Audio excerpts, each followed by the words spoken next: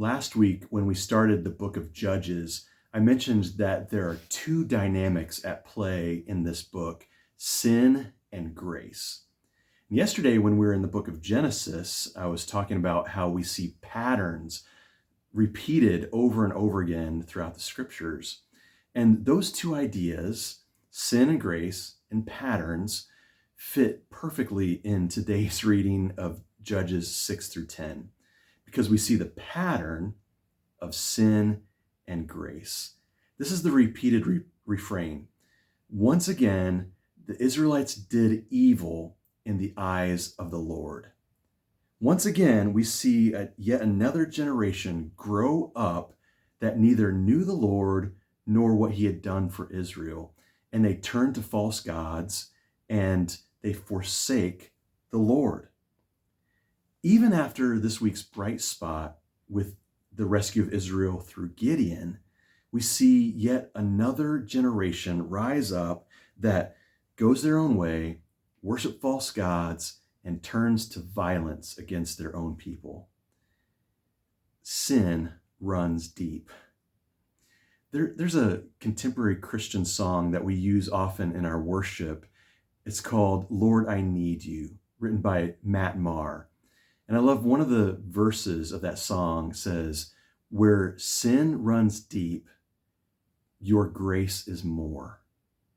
And I think that is really important for us to remember, because that is the other pattern that repeats throughout the Old Testament. In fact, throughout the entire scriptures. Where there is deep sin, God's grace is even more. Even through terribly imperfect people that God uses as his rescuers, like Gideon. Gideon continually distrusts and doubts that God is going to do what he says he's going to do to rescue Israel. And so you see this testing by Gideon of the Lord. And then one of the great stories of the entire Bible is in Judges 6 and 7, where God emphasizes that his salvation of Israel is by his strength and his grace. So Gideon has an immense army of people from Israel who are willing to fight against the Midianites. But God says to Gideon, if you have too many men, you will think that it is by your strength that you save the people of Israel from the Midianites. And so God tells Gideon to have every man who trembles with fear to go back home. And 22,000 men leave the army. 10,000 are left. And God says, still too many. So he tells Gideon to send the men down to the water, and everyone who kneels down and drinks the water directly out of the river, well, then send those men home. But everyone who picks up the water with their hands, cups it in their hands, and laps it like dogs, then keep those men. So 300 are left. Gideon has 300 against an army that they can't even begin to count for the Midianites. It seems hopeless, except when God shows up, of course. God rescues Israel with 300 men against tens of thousands of Midianites. And we see this as God's pattern over and over again.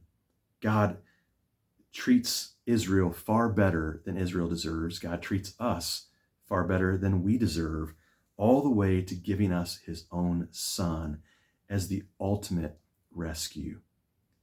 Who would ever guess that salvation would come through a cross that looks like utter foolishness, like weakness? But what Paul says in 1 Corinthians 1 is a great reminder to us that God's foolishness is greater than man's wisdom, and God's weakness is greater than man's strength.